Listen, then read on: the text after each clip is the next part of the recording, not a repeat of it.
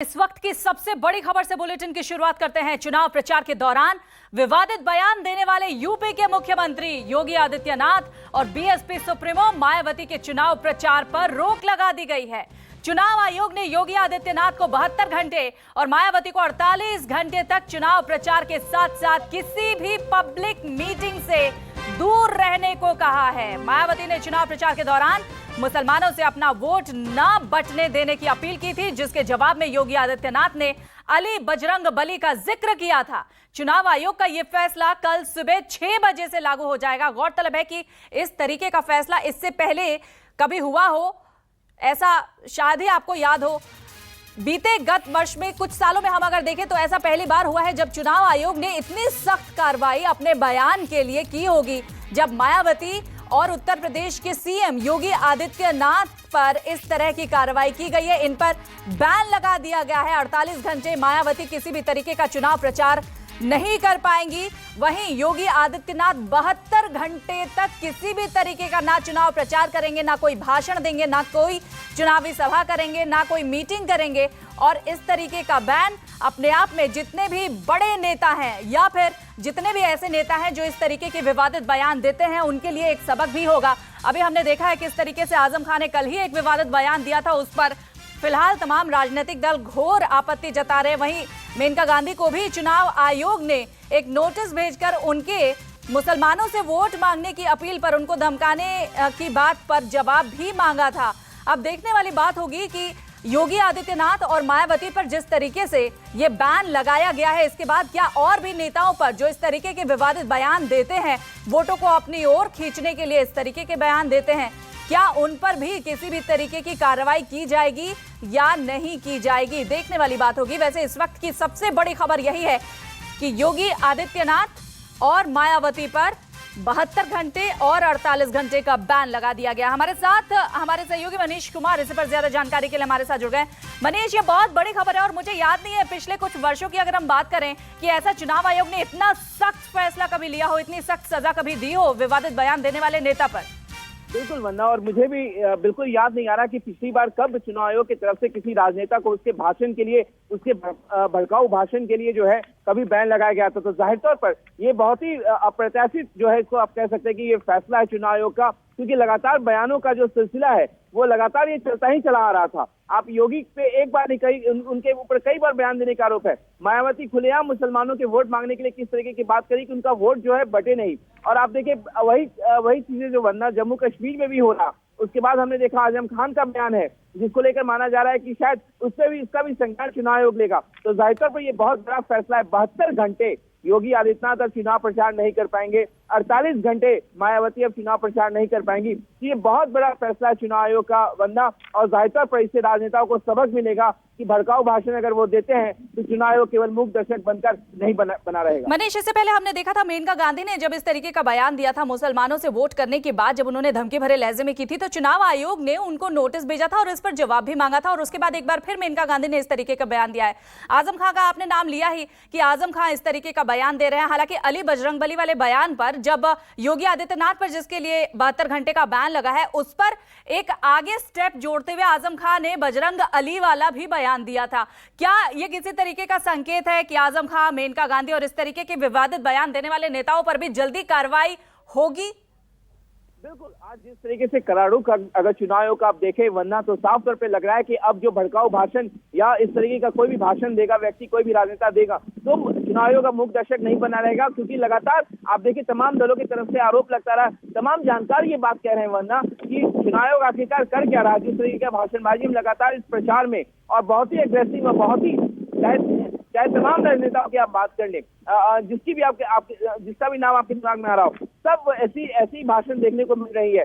जम्मू कश्मीर से लेकर उत्तर प्रदेश तो बिल्कुल इसका गढ़ बन चुका है। तो जाहिर तौर पर मेनका गांधी का भाषण जो है उस पर वहां के डीएम ने जवाब मांगा है, वो अपना जवाब जो है दाखिल करेंगी। उसके बाद भी एक उनका बयान आया है। और जाहिर तौर पर अब जो आजम खान का महिलाओं को लेकर, जिसके राष्ट्रीय जो महिला आयोग है उसने किसका संज्ञान लिया है, और राष्ट्रीय महिला आयोग जो है चुनाव आयोग में इस बात की शिकायत करेगा। तो जाहिर तौर पर चुनाव आयोग इसको लेकर भी एक सख्त रुख अपना रवैया अपनाएगा और जाहिर तौर पर उम्मीद की जाती है कि ऐसी कार्रवाई बाकी राजनेताओं के खिलाफ भी देखने को मिलेगी। वरना मनीष, एक और अहम बात यह है कि चुनाव आयोग पर भी लगातार कई बार प्रश्न चिन्ह लगते रहे हैं कि चुनाव आयोग सत्ताधारी दल यानी कि बीजेपी के कहे अनुसार चलता है और बीजेपी की जेब में है, तभी इस तरीके की कार्रवाई नहीं की जाती है। लेकिन अब तो खुद बीजेपी के एक प्रदेश के सीएम पर 72 घंटे का बैन, विरोधियों के पास जो सवाल था उसका जवाब अब मिल गया होगा उन्हें।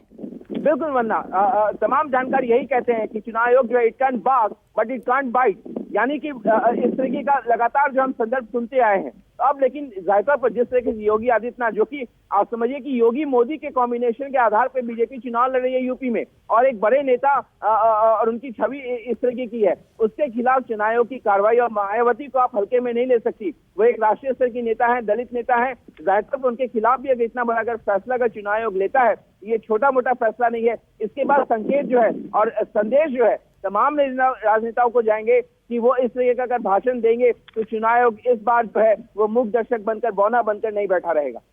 मनीष, एक और अहम बात यह हो जाती है कि 18 तारीख को दूसरे चरण का जब मतदान होना है, उसके पहले इस तरीके का बैन योगी आदित्यनाथ और मायावती तो अब चुनाव के लिए 18 तारीख को जो दूसरे चरण का मतदान है उसके लिए तो प्रचार कर ही नहीं पाएंगे, क्योंकि एक दिन पहले ही चुनाव प्रचार का शोर थम जाता है और एक पर 3 दिन का, एक पर 2 दिन का बैन है।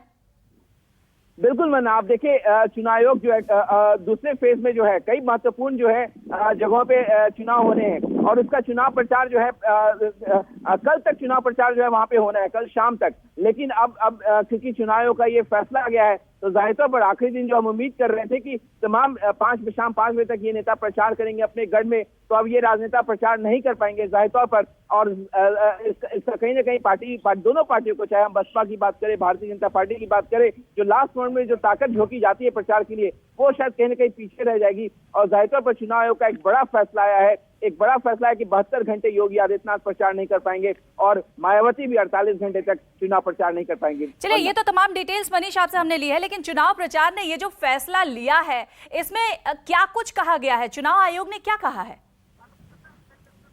देखिए, चुनाव आयोग ने साफ तौर पर जो अली बजरंगबली का जो बयान है इसका संज्ञान लिया। हालांकि आप याद कीजिए कि योगी आदित्यनाथ ने जो सफाई दी थी चुनाव आयोग के सामने, उसमें कहा था कि वो ध्यान रखेंगे, इस तरीके का बयान नहीं देंगे। लेकिन कहीं ना कहीं चुनाव आयोग को लग रहा था कि ये अब अति हो रही है। लगातार उनके खिलाफ, उनके बयान के बारे में 2 बार शिकायतें इस तरीके की जा चुकी थी।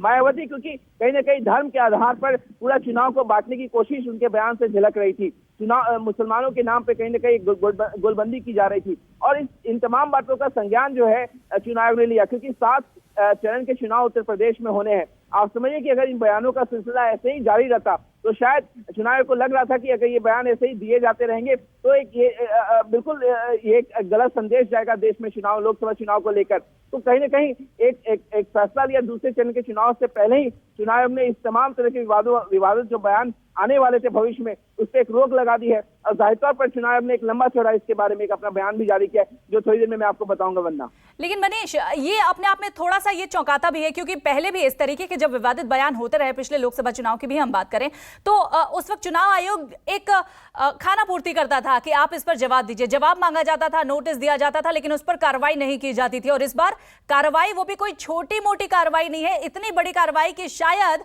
अब किसी भी जनसभा में कोई भी नेता जाएगा तो वही जरूर सोचेगा, एक बार नहीं 3 बार जरूर सोचेगा कि उसे बोलना क्या है और कहीं उसकी जबान ना फिसले। बिल्कुल, वरना आप कोई भी राजनेता कहीं भी सभा करेगा तो उसको ख्याल रखना होगा कि अगर उसकी जुबान फिसली तो चुनाव आयोग की उस पर नजर है, उसके भाषण पे नजर है। तो जाहिर तौर पर अब ये संदेश साफ है, पहले जरूर, वरना जैसा कि आपने बताया ये चुनाव आयोग पे आरोप लगते रहे, राजनीतिक दल तो आरोप लगाता ही अगर उनके पक्ष में फैसला नहीं आता था। तमाम जो चुनाव आयोग को समझने वाले लोग हैं, वो जो जानकार हैं, वो इस बात को कहते थे कि चुनाव आयोग हमेशा नोटिस तो जारी करता है लेकिन सख्त कार्रवाई नहीं करता, और सख्त कार्रवाई नहीं करता इसका ये अर्थ होता है कि इसके बाद जो है तमाम राजनेताओं को छूट मिल जाती है, वो जो मन में है वो बोलते हैं, भड़काऊ भाषण देते हैं, गोलबंदी वोटों की सांप्रदायिकता के आधार पर वोट मांगने की कोशिश करते हैं, एक तुष्टीकरण की राजनीति हम देखते हैं। ये तमाम बातों का जो है सिलसिला लगातार चला आ रहा था, जिसके बाद अब चुनाव आयोग जगह है, आखिरकार वो जगह है, आप कह सकते हैं इसको, इस बात को लेकर। तो उम्मीद की जा रही है कि इसके बाद कहीं ना कहीं इस तरह के भड़काऊ भाषण पे एक विराम लगेगा। वरना मनीष, आप हमारे साथ बने रहिए। एक बार ये बड़ी खबर हम दर्शकों को बता दें, जो दर्शक अभी अभी हमारे साथ जुड़े हैं उसके लिए ये बहुत बड़ी खबर है। इस लोकसभा चुनाव से जुड़े हुए आपने देखा है जिस तरीके से तमाम पॉलिटिशियंस, अलग अलग पार्टी के पॉलिटिशियंस विवादित बयान देते हैं, वोट बांटने की कोशिश करते हैं, धर्म के आधार पर वोट बांटते हैं, उनको लेकर चुनाव आयोग काफी सख्त हुआ है इस बार। और एक बड़ा ही सख्त फैसला चुनाव आयोग ने सुनाया है। एक तरफ मायावती पर 48 घंटे का बैन लगा दिया गया है, जिसमें मायावती किसी भी तरीके का चुनाव प्रचार नहीं कर पाएंगी, किसी भी तरीके का भाषण नहीं कर पाएंगी, चुनावी सभा को संबोधित नहीं कर पाएंगी, लोगों को संबोधित नहीं कर पाएंगी, किसी भी तरीके की मीटिंग भी नहीं कर पाएंगी।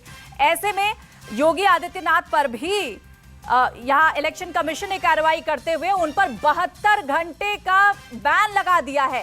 सोचिए, योगी आदित्यनाथ को जब जवाब देने को इलेक्शन कमीशन ने कहा था, योगी आदित्यनाथ ने अपनी तरफ से जवाब देते हुए ये कहा भी था, सफाई भी दी थी कि इस तरीके का बयान वो भविष्य में नहीं दोहराएंगे और तमाम बातों को ध्यान में रखेंगे। लेकिन इलेक्शन कमीशन